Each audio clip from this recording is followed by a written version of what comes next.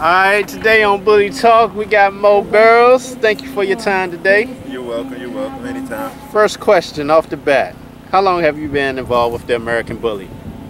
Since 2008. 2008? What made you get involved with the breed?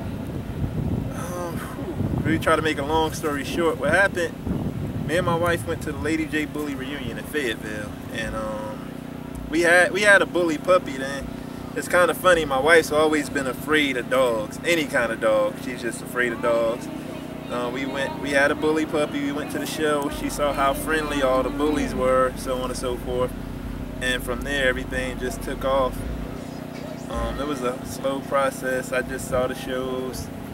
And it's more of a hobby for me, it's always been a hobby. I saw the shows, it was something I was interested in. And we just went with it from there, me and my wife. What was your first bully? And how did you go about getting your first bully? My first bully was Big Poppa's mom, Juno. The way I went about getting her, Rich Horton from Best Blood Kennels. He was a real good friend of ours, and we went to his house, and you know he had a litter off of Texas Legacy, and he had 3 females in his yard, and I wanted to buy a puppy, and he would only sell me this one little female with the white spot on the back of her neck. You know, he wouldn't sell me the other 2 litter mates, and then she ended up being the best dog in the litter. Wow. Yeah, which is funny. I got to tell this story. When I brought her home, I bought her at 5 months old. I brought her home. You know, my wife had never seen a bully puppy. She had seen, you know, pit bulls. And she said, take that dog back where you got her from. She's fat, she stinks, she nasty. Take her back. And it was funny. I took her back to him. And she called me at work the next day and she said, babe, I thought about it, you know, you can get the dog. And I went back and got her back the same day, and here we are.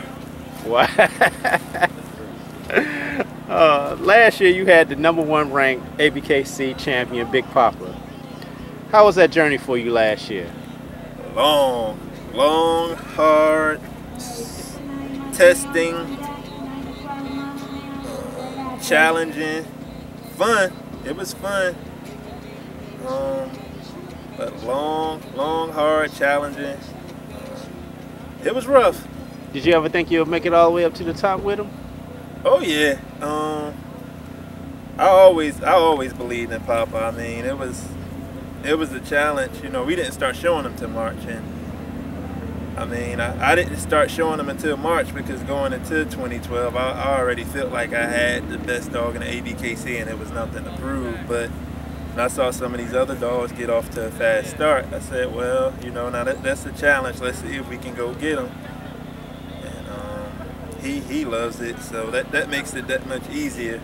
We just took him to a fun show. We took him to Lumberton and I just showed him in a fun show.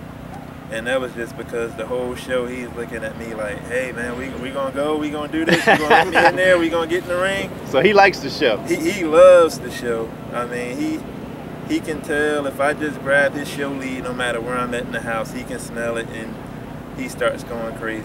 I mean, he loves the show. How was those head-to-head matchups with Bistro at the shows? Fun. That was fun. I mean, big ups to Robert Lee and Nubs. I mean, they drove all the way over here from California a few times. I mean, that was just fun. What made it fun for you? I mean, at one point you had, you know, Bistro was #1, Poppa was #2. There's a little bit of trash talk going on the internet, you know, and you had the whole East Coast, West Coast thing. And all that just made it fun. You know, everybody, it was so much attention. So many people want to see what was going to happen, and you know, that was almost like the Barry Bonds, Mark McGwire home run chase. And that's what me and Rob called it a lot of times last year. That's what it seemed like. You know, you had 2 dogs and 2 owners chasing history. Both people, you know, did it the right way, you know, through hard work. And we both put a lot of miles on our cars, put a lot of time in. It was a lot of fun. Now, Big Poppa's off your girl, Juno, bred to Chubb Rock, correct? Yes. Now, can you tell the story? It's a special story that you had on your post one time about how Big Poppa and that litter of 3 almost didn't make it. Yeah, that was my first litter of puppies ever. And what happened, we had to do a C-section on Juno. She produced no milk. She doesn't produce any milk. Vets have tried everything. So what happened, maybe they gave us some powdered milk. 3 days in, all the puppies got sick. Took them to the vet. He said they're gonna die. There's nothing you could do. Me and my wife both took. All together, I took 2 weeks off work. She took 2 weeks off work. And we was like, you know, these puppies didn't ask to be born, so we got to try to take care of them. And it was just the grace of God. That's the only way those puppies made it. And I mean, and all 3 of them, Papa grand champed, his 2 sisters champed out. I mean, that's coming from a vet telling me, you know, hey, they're gonna die. Wow. Yeah, 48 hours at one point. I stayed up for 2 days in a row. Like, oh, what am I gonna do if these puppies die? See, a lot of people don't understand that what all it takes to get involved with the bullies, how much time and effort and work you have to put in, and love. It's a lot of time. You gotta love them. Like, it's funny, you know, I just went from wanting these 3 puppies to live to one of those 3 puppies, you know, being the top dog and setting ABKC records. But at the time, I just was worried about him these living. 3 puppies living. You know, it wasn't even what they're gonna be or what they could be. So I mean, that's just amazing. Speaking on that, how they started from basically struggling in life to now Big Poppa a grand champion. Do you think he get the respect he deserves as a ABKC grand champion? I think yes and no. I think he gets the respect, but I think it's harder to get the respect because he's an extreme dog. And I think he gets more respect once people see him in person. You know, pictures don't really do him any justice, but once people get to see him in person, see him in the ring, see what all he brings to the table, then, you know, I think he gets more respect. And once we champ out or grand champ out, you know, a lot of Poppa offspring, I think more respect will come. And in showing Big Poppa, would you say you spent thousands of dollars in traveling to different shows? Yes. Well, why do it? Me, it was the competition, really. That I'm a highly competitive person. I'm extremely humble, but I've always been highly, highly, highly competitive. And it was just, that was it. I'm like, okay, these dogs are in front of me. It's March. Let's see if we can go run these dogs down. You know, this person says they had the best. That person says they had the best. I feel like I have the best. So it was, you know, now the only way to earn that right, to be able to say I had a top dog, is to go out and get it. And I mean, like I said, Rob and Nubs, they pushed us where we really had no choice. If we wanted to get it, we was going to have to go get it. You know, nothing was going to be given to us. Yeah, because I had a chance to witness a lot of those head-to-head competitions, man. Those were some good battles going on there, man. Yeah, we had to go out and get it. How you doing? All right, we back. Life and Times of Mo Barrow. Oh. Gotta love it. Hey, did you go to Nationals last year? We did. How was that experience? Amazing. Oh, man. From the 22-hour ride, one way, to going there. And I mean, we fell short of one of our goals, because our goal was to become the first dog to win ABKC Nationals and win top dog.